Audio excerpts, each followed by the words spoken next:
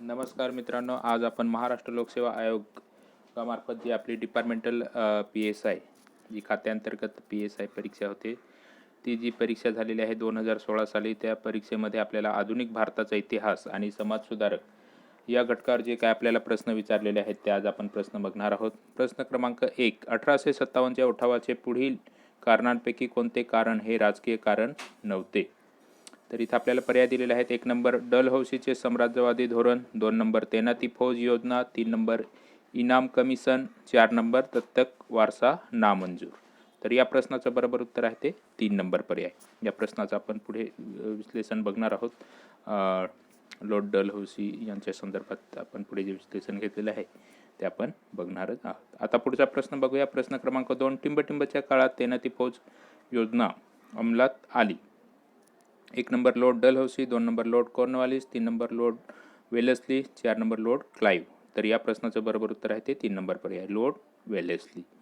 आता आपण इथं जे काय गव्हर्नर जनरल झालेले आहेत त्यांच्या संदर्भात आपण माहिती बघूया. लॉर्ड वेलेस्ली यांचा जो कार्यकाल आहे तो 1798 ते 1805 पर्यंतचा हा कालावधी आहे त्यांचा. ते बंगालचे गव्हर्नर जनरल होते. ते पहिले प्लॅसीची लढाईपासून स्टार्ट झाल्यानंतर जे काय आहेत पहिले गव्हर्नर होते, त्याच्यानंतर मग 1773चा नियामक कायदा म्हणजे रेग्युलेटिंग ॲक्ट पास झाल्यानंतर जो गव्हर्नर होता तो बंगालचा गव्हर्नर जनरल झाला आणि त्याच्यामध्ये लॉर्ड वेलेस्ली जे आहेत ते गव्हर्नर जनरल झालेले आहेत. म्हणजे गव्हर्नर जनरल हे पोस्ट तिथं निर्माण झालेली होती. लॉर्ड वेलेस्ली 1798 ते 1805. लॉर्ड वेलेस्ली जे आहेत ते स्वतःला बंगालचा सिंह म्हणजेच बंगालचा टायगर समजत होते आणि त्यांनी तैनाती फौज स्थापन केलेली होती आणि ते म्हणून त्यांना तैनाती फौजेचे जनक असे म्हणतात. तैनाती फौज 1798 हैदराबादच्या निजामाने प्रथम स्वीकारली होती. तैनाती फौजेची पहिली जी स्वीकारलेले होते ते कोणी स्वीकारलेली होती तैनाती फौज? तर हैदराबादचे निजाम यांनी स्वीकारलेली होती. बरोबर.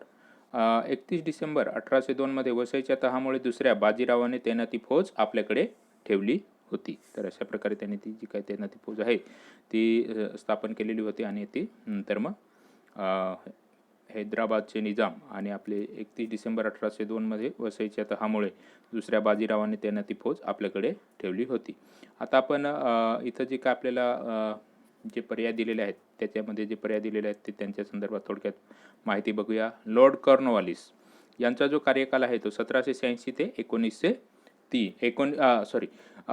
लॉर्ड कॉर्नवालिस यांचा जो कालावधी आहे तो आहे 1786 ते 1793 पर्यंतचा त्यांचा कालावधी आहे. त्यांनी लॉर्ड कॉर्नवालिस यांनी कायमधारा पद्धत शेतसारा वसूल करण्यासाठी कायमधारा पद्धत अस्तित्वात आणली. त्या कायमधारा पद्धतीचा जनक म्हणून त्यांची ओळखलं जातं त्यांना. बरोबर. भारतीय प्रशासकीय सेवेचे जनक म्हणून त्यांना ओळखलं जातं. आणि पोलीस ठाण्यांची रचना म्हणजेच आपल्या ज्या भागामध्ये बंगाल प्रांतामध्ये त्यांनी पोलीस ठाण्याची स्थापना केली. अशा प्रकारे त्यांची आपण इथं थोडक्यात माहिती बघितली. बरोबर. आता आपण बघूया लॉर्ड डलहौसी. लॉर्ड डलहौसी यांचा जो कार्यकाल आहे तो खूप महत्त्वाचा आहे.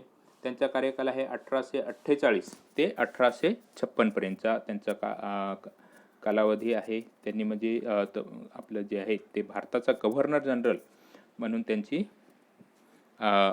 त्यांनी कार्यकाल म्हणजे त्यांचा जो कार्यकाल आहे तो भारताचा गव्हर्नर जनरल म्हणून त्यांनी पदभार भारतामध्ये सांभाळलेला आहे ईस्ट इंडिया कंपनीचा. तर त्यांनी महत्त्वाचं म्हणजे साम्राज्यवाद आपलं जास्तीत जास्त राणीचं जे साम्राज्य आहे म्हणजे ब्रिटिश ईस्ट इंडिया कंपनीचं साम्राज्य जास्तीत जास्त पसरवण्यासाठी त्यांनी बऱ्याच प्रकारे भारतातील जी देशी संस्थाने आहेत ती दत्तक वारसा नामंजूर करून खालसा केलेली आहेत. तर त्याच्यामध्ये दत्तक वारसा नामंजूर करून जी देशी संस्थाने खालसा केलेल्या आहेत ते आपण इथं बघूया. 1 नंबर सातारा कधी खालसा झालेला आहे तर 1848ला झालेला आहे. संबळपूर जे आहे ते 1849ला खालसा केलेलं आहे त्यांनी. जैतपूर हे 1849ला खालसा केलेलं आहे. बाघेत हे 1850 साली खालसा केलेलं आहे. उदयपूर 1852 साली खालसा केलेला आहे. त्याच्यानंतर झाशी जे आहे ते 1853 साली खालसा केलेलं आहे. आणि नागपूर हे 1854 साली खालसा केलेलं आहे. दत्तक वारसा नामंजूर करून ही अशा प्रकारे त्यांनी जी आहेत ती संस्थाने आहेत ती खालसा केलेली आहेत. पंजाब मध्ये त्यांनी 1849 साली लढाई केली आणि लढाईमध्ये त्यांनी पंजाब जिंकून घेतलं. अंतर्गत सुव्यवस्था बिघडल्याचे कारण सांगून जे आहे ते वऱ्हाड प्रांत म्हणजे वऱ्हाडचं जे संस्थान आहे ते 1853 साली त्यांनी खालसा केलेलं आहे. आणि अवध 1856 साली त्यांनी खालसा केलेलं आहे.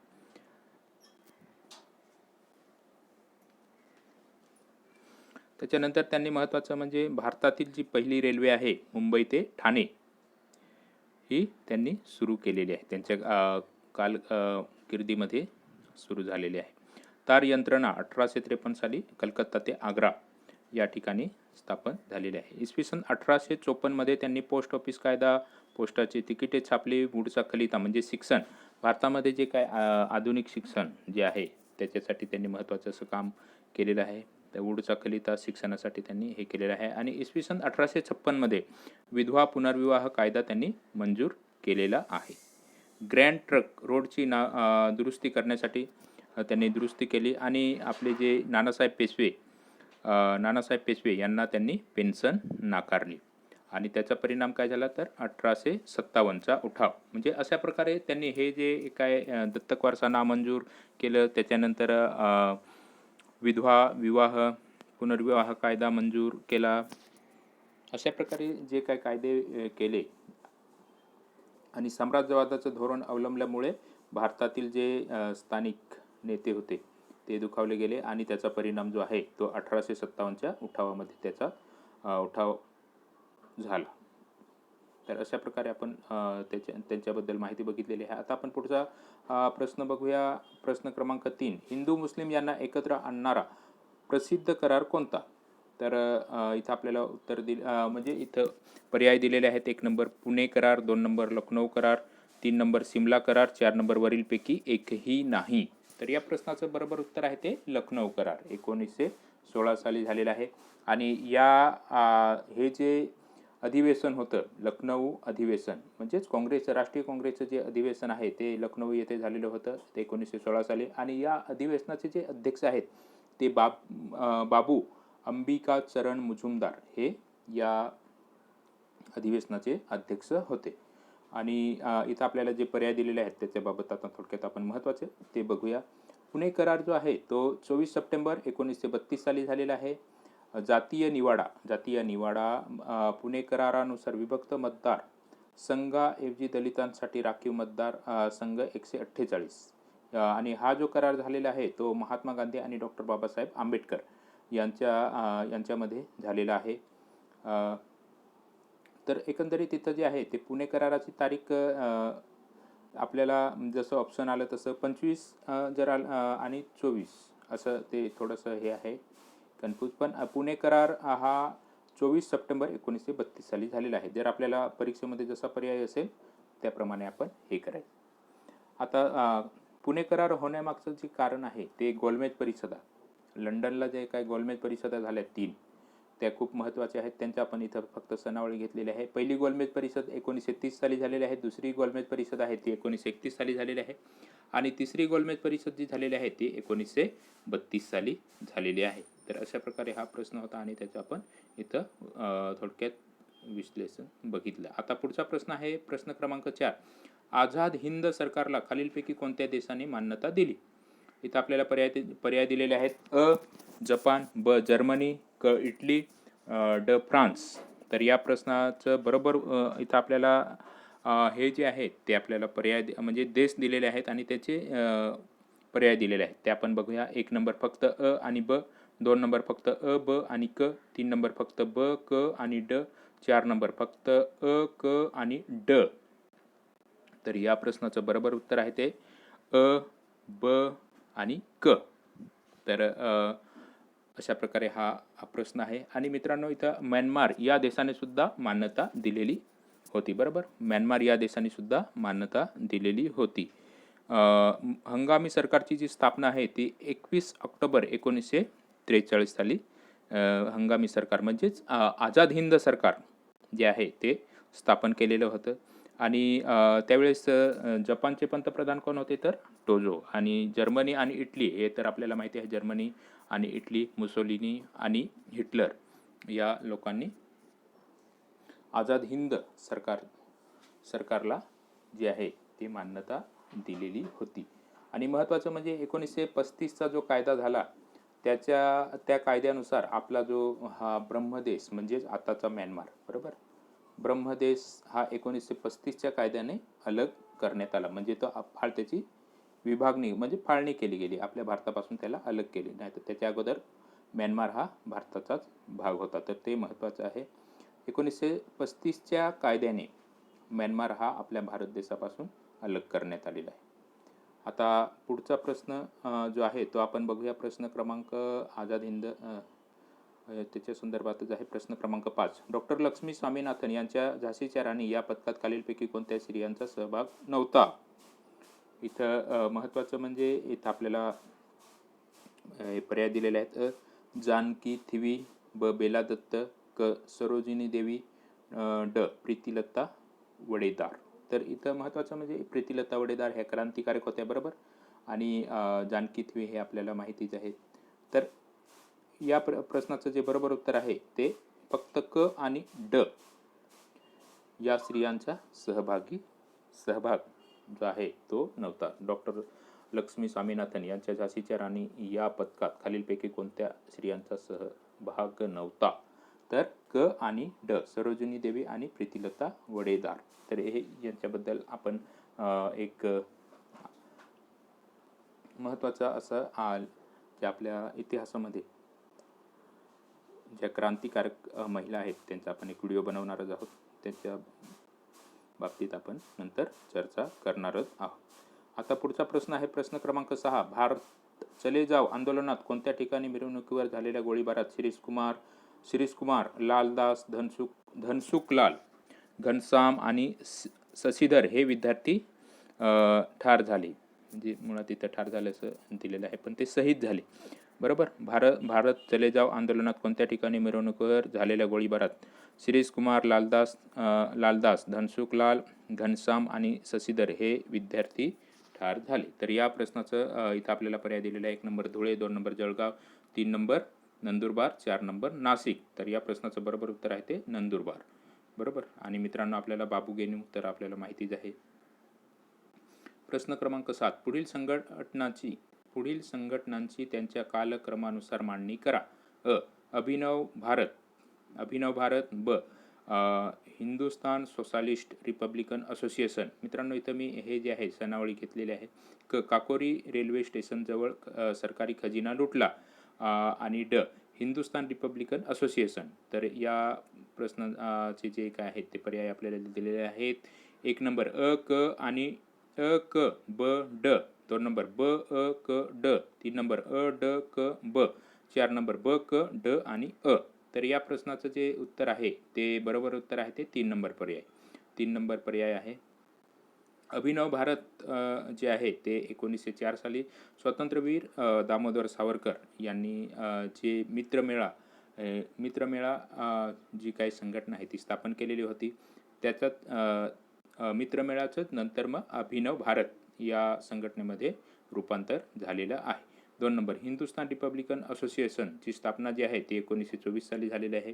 3 नंबर काकोरी कट जो आहे तो 9 ऑगस्ट 1925 साली उत्तर प्रदेश या ठिकाणी झालेला आहे काकोरी कट. आणि सरकारी खजिना लुटला चंद्रशेखर आझाद, रामप्रसाद बिस्मिल, योगेश चट्टोपाध्याय, सचिंद्रनाथ सन्याल, अशफाकुल्ला खान, रोशन सिंग, राजेंद्र लिहिरी हे जे क्रांतिकारक होते या काकोरी कटामध्ये सामील होते. अशा प्रकारे ही आपण इथं माहिती घेतली. आणि 4 number Hindustan socialist Republican army ची जी स्थापना आहे ती 1928 साली झालेली आहे. आणि त्यांचे जे संस्थापक होते ते कोण होते तर चंद्रशेखर आझाद हे अशा प्रकारे हा प्रश्न आहे. आता पुढचा प्रश्न आहे प्रश्न क्रमांक 8.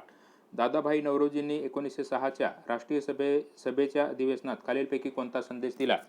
एकजुटीने राहा. ब. स्वराज्य मिळवा. क. अखंड राष्ट्रीय चळवळ करा. ड. फोडा आणि राज्य करा. इथं आपल्याला पर्याय दिलेले आहेत. 1 नंबर फक्त अ आणि ब, 2 नंबर फक्त अ आणि क, 3 नंबर अ, ब आणि क, 4 नंबर फक्त ब, क आणि ड. तर या प्रश्नाचं बरोबर उत्तर आहे ते 3 नंबर पर्याय. एकजुटीने राहा. ब. स्वराज्य मिळवा. क. अखंड राष्ट्रीय चळवळ करा. अशा प्रकारे या प्रश्नाचं जे आहे ते उत्तर आहे. अशा प्रकारे या प्रश्नाचं जे आहे ते उत्तर आहे अ, ब आणि क. आता पुढचा प्रश्न आपण बघूया. प्रश्न क्रमांक 9. 1920 साली स्थापन झालेल्या अखिल भारतीय कामगार संघटनेचे पहिले अध्यक्ष म्हणून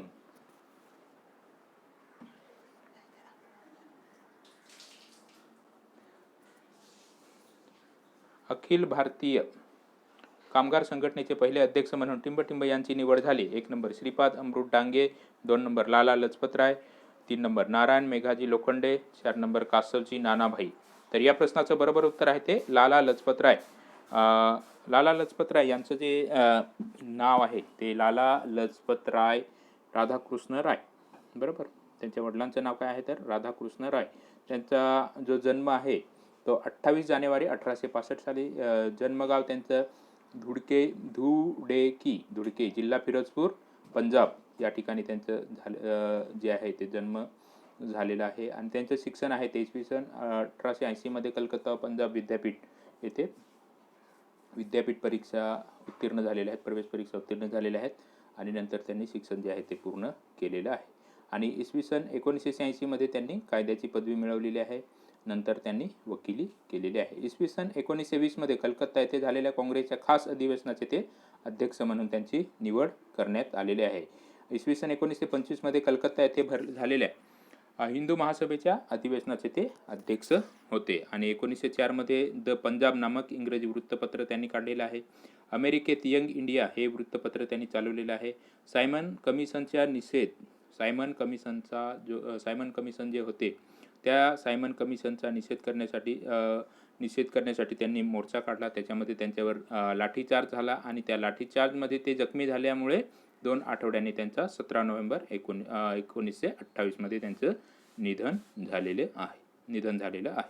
तर अशा प्रकारे हा प्रश्न आपण बघितला. आता मित्रांनो आपण बघूया समाजसुधारक जे आहेत ते त्यांच्या संदर्भात आपण आता प्रश्न बघूया. प्रश्न क्रमांक 10. 18 फेब्रुवारी 1823 रोजी टिंबटिंब यांचा जन्म पुणे येथे झाला. 1 नंबर महादेव गोविंद रानडे, 2 नंबर सार्वजनिक काका, 3 नंबर गोपाळ हरी देशमुख, 4 नंबर गोपाळ गणेश आगरकर. तर या प्रश्नाचं बरोबर उत्तर आहे ते 3 नंबर पर्याय गोपाळ हरी देशमुख. तर पुढचा प्रश्न बघूया. प्रश्न क्रमांक 11. महाराष्ट्रात वाचनालयाची चळवळ कोणी सुरू केली? 1 number Gopal Hari Deshmukh, 2 number Mahatma Jyotiba Phule, 3 number Mahadev Govind Ranade, 4 number Narayan गुरु. तर या प्रश्नाचं बरोबर उत्तर आहे ते गोपाळ हरी देशमुख. त्यांचा जन्म म्हणजे त्यांचा एकंदरीत कार्यकाल जो आहे ते 1823 ते 1892. आणि मूळ आडनाव त्यांचं आहे सिद्धेय आणि वतनामुळे त्यांना देशमुख हे आडनाव मिळालेलं आहे. बाकी तर आपल्याला त्यांच्याबद्दल माहिती आहे. आता पुढचा प्रश्न बघूया. प्रश्न क्रमांक 12. पुढीलपैकी कोणता ग्रंथ तुकडोजी महाराजांनी लिहिला? 1 नंबर राष्ट्रीय भजनावली, 2 नंबर शेतकऱ्यांचा आसूड, 3 नंबर तृतीय रत्न, 4 नंबर ग्राम स्वराज्य. तर या प्रश्नाचं बरोबर उत्तर आहे ते 1 नंबर पर्याय राष्ट्रीय भजनावली. तुकडोजी महाराजांचं नाव काय आहे तर माणिक बंडोजी ठाकूर म्हणजे ब्रह्मभट्ट. यांचा जन्म 1909 साली यावली अमरावती या ठिकाणी झालेला आहे. त्यांच्या गुरुचं नाव काय आहे तर आकडोजी महाराज. 1935 साली मोजरी येथे गुरुकंज आश्रम त्यांनी स्थापन केलेला आहे. आणि त्यांचं जे लेखन आहे ते आपण बघूया इथं ग्रामगीता, त्याचं दुसरं अनुभव सागर भजनावली, तिसरं जे आहे ते जीवन जागृती भजनावली, 4 नंबर आदेश रचना. आणि त्यांना राष्ट्रसंत म्हणून त्यांचा उल्लेख आहे, म्हणजे त्यांना राष्ट्रसंत म्हणून मानलेलं आहे. आता पुढचा प्रश्न बघूया आपण. प्रश्न क्रमांक 13. जोड्या लावा. समाजसुधारक आणि जन्म. न्यायमूर्ती रानडे यांचा आपण इथं मित्रांनो जोड्या लावूनच घेतलेल्या आहेत. जोड्या आपण इथं आपल्याला समाजसुधारक दिलेले आहेत आणि त्यांचा जन्म दिलेला आहे आणि म्हणजे कुठं जिल्हा दिलेला आहे. बरोबर. त्यांच्या जन्माचं ठिकाण पण आपण त्यांचं जन्मतारीख पण इथं घेतलेली आहे. तर न्यायमूर्ती रानडे यांचा जो जन्म आहे तो निफाड नाशिक जिल्ह्यामध्ये झालेला आहे आणि त्यांचा जन्म 18 जानेवारी 1842 साली झालेला आहे. पंडिता रमाबाई. पंडिता रमाबाई यांचा जन्म गंगामुळे, कर्नाटक या ठिकाणी झालेला आहे आणि त्यांची जन्मतारीख आहे 23 एप्रिल 1858. गोपाळ गणेश आगरकर यांचा जन्म जो आहे तो टेंबू, कराड या ठिकाणी झालेला आहे आणि त्यांचा जन्म 14 जुलै 1856 साली झालेला आहे. आणि डॉक्टर रा गो भांडारकर यांचा जन्म जो आहे तो मालवण, सिंधुदुर्ग या ठिकाणी झालेला आहे आणि त्यांचं जे मूळ नाव आहे ते रामकृष्ण गोपाळ भांडारकर. त्यांचा जन्म 6 जुलै 1837 झालेला आहे आणि त्यांचं मूळ आडनाव काय आहे तर पत्की हे त्यांचं मूळ आडनाव आहे. आता आपण पुढचा प्रश्न बघूया. प्रश्न क्रमांक 14 जोडायला वा. दादोबा पांडुरंग तरखडकर हे जे आहेत हे महत्त्वाचं म्हणजे त्यांचं जे काही लेखन आहे ते आहे. तर धर्म विवेचन ग्रंथ. बाबा पद्मजी यांचा अरुणोदय हे त्याचं हे आहे वृत्तपत्र आहे. आणि जगन्नाथ शंकर सेठ यांनी काय केलं तर एल्फिस्टन फंड उभारतीसाठी महत्त्वाचं काम केलेलं आहे. आणि भाऊ दाजी लाड यांनी काय केले तर शिलालेख वाचन. अशा प्रकारे ह्या त्यांच्या संदर्भातल्या समाजपत्रकांच्या संदर्भात कार्याच्या ह्या इथं त्यांनी महत्त्वाचं जे काही काम केलेलं आहे ते त्याचा उल्लेख आणि समाजसुधारक अशा प्रकारे ह्या जोडायला आपल्याला दिलेल्या आहेत. प्रश्न क्रमांक 15 बाळशास्त्री जांभेकर यांनी दर्पण हे वर्तमानपत्र सुरू करताना कोणाचे सहकार्य घेतले होते? 1 नंबर भाऊ महाजन, 2 नंबर गोपाळ हरी देशमुख. गोपाळ हरी देशमुख यांना लोकहितवादी असे म्हणतात कारण त्यांनी जी काही शतपत्रे वगैरे चालवलेली होती 100 पत्रे बरोबर. भाऊ दाजी लाड 4 नंबर गोपाळ कृष्ण गोखले. गोपाळ कृष्ण गोखले ज्यांना नामदार गोपाळ कृष्ण गोखले असे म्हणतात बरोबर. तर त्यांच्या संदर्भात आपण इथं माहिती बघितली. आता पुढचा जो प्रश्न आहे तो बघूया.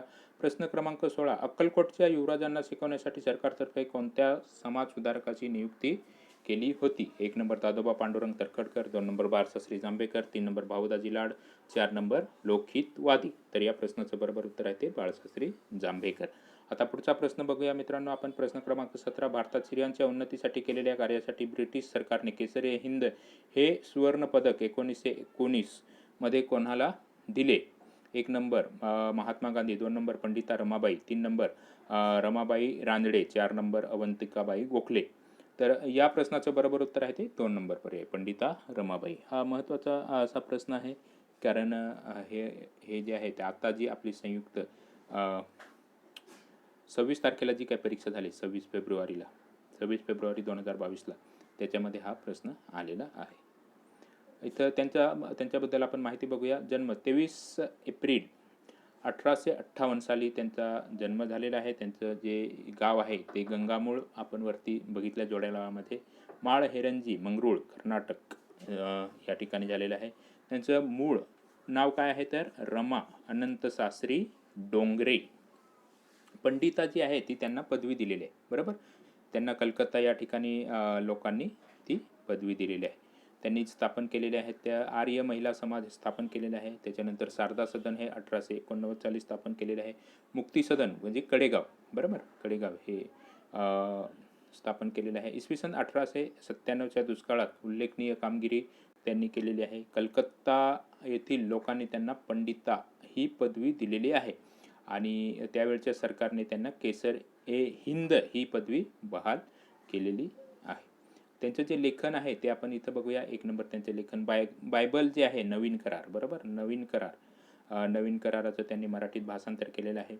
त्याच्यानंतर Swadharmaniti, 3 number high caste Hindu woman, 4 number United स्टेट्सची लोकस्थिती व प्रवास वृत्तांत आणि त्यांचा जो मृत्यू आहे तो 5 एप्रिल 1922 साली झालेला आहे. महत्त्वाचं म्हणजे त्यांच्याबद्दल आपण व्हिडिओ बनवलेलाच आहे, तर जमलं तर जरूर मित्रांनो बघा. प्रश्न क्रमांक 18 एप्रिल 1901 रोजी विक्टोरिया मराठा बोर्डिंग या पहिल्या वसतिगृहाची स्थापना टिंब यांनी केली. 1 number Gopalkrishna Gokhale, 2 number Maharshi Karve, 3 number नाम जोशी आणि 4 नंबर राजर्षी शाहू महाराज. तर या प्रश्नाचं बरोबर उत्तर आहे ते 4 नंबर पर्याय राजर्षी शाहू महाराज. त्याच्यानंतर त्यांनी 1907 साली मिस क्लार्क बोर्डिंगची स्थापना अस्पृश्य विद्यार्थ्यांसाठी सुद्धा केलेली आहे. आणि पहिले आरक्षण देणारे आपले जे महाराज आहेत अस्पृश्यांना पहिले आपल्या संस्थानामध्ये आरक्षण देणारे, अशा प्रकारे हा प्रश्न आहे. आता पुढचा प्रश्न आपण बघूया. प्रश्न क्रमांक 19 विष्णू पंडितांनी विद्वेष विवाह केलेल्या विवाहाचे पुण्यातील विरोधक कोण होते? विठोबा अण्णा दप्तरकार, ब नारायणाचार्य गजेंद्र गडकर, लोकहितवादी, गोपाळकृष्ण गोखले. बरोबर. तर याच्यामध्ये आपल्याला महत्त्वाचं म्हणजे लोकहितवादी आणि गोपाळकृष्ण गोखले हे तर विरोध करणार नाही, हे महत्त्वाचं आहे. हे आपले एलिमेंट झाले. बरोबर. मग आता हे कोण आहेत? तर हे जे दोन आहेत ते इथं आपल्याला पर्याय दिलेला आहे. 1 नंबर फक्त अ, 2 नंबर फक्त ब आणि ड, 3 नंबर फक्त क आणि ड. आता या प्रश्नाचं बरोबर उत्तर आहे ते अ आणि ब. कोण आहे? तर विठोबा अण्णा दप्तरकार आणि ब नारायणाचार्य गजेंद्र गडकर. अशा प्रकारे या प्रश्नाचं उत्तर आहे. आणि त्यांच्याबद्दल आपण थोडक्यात माहिती बघूया. त्यांचा जो जन्म आहे तो 1827 साली झालेला आहे. मुक्काम बाधवन, जिल्हा सातारा. त्यांच्या वडिलांचं नाव काय आहे? तर परशुराम शास्त्री. बरोबर. वेदशास्त्र शिक्षण जे आहे त्यांचे वेदशास्त्रामध्ये त्यांनी शिक्षण घेतलेलं आहे. वेदशास्त्राचे शिक्षण त्यांनी राघवेंद्राचार्य गजेंद्र गडकर यांच्याकडून घेतलेलं आहे. बरोबर. राघवेंद्राचार्य हे त्यांचे गुरु आहेत. बरोबर. आणि नारायणाचार्य हे अलग आहेत. बरोबर. शिक्षण त्यांचं जे आहे पुढचं शिक्षण ते पुणे या ठिकाणी झालेलं आहे. इंग्रजीचं जे शिक्षण आहे ते पुणे या ठिकाणी झालेलं आहे. इसवी सन 1848 इसवी सन 1848 मध्ये त्यांनी सरकारी नोकरी केलेली आहे. त्याच्यानंतर इसवी सन 1856 मध्ये विधवा विवाह जो मान्यता कायदा झाला, विधवा विवाहाला मान्यता म्हणजेच मिळण्यासाठी जो काही कायदा केलेला होता लॉर्ड डलहौसी आपलं ते आपण बघितला तो त्याच्या संदर्भात 1857चा उठाव होण्याच्या अगोदर जे काही कायदे, त्याच्यानंतर दत्तक वारसा नामंजूर, संस्थानामध्ये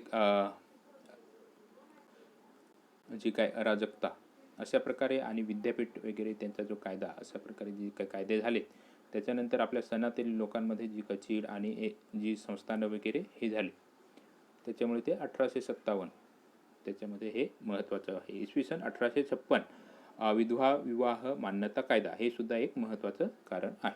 इसवी सन 1864 मध्ये इंदुप्रकाश जे काय हे म्हणजे दैनिक होतं, त्या दैनिक मासिक त्याचे ते उपसंपादक मुंबई येथे होते. आणि इसवी सन 1865 मध्ये पुनर्विवाह उत्तेजक मंडळाची त्यांनी स्थापना केलेली आहे.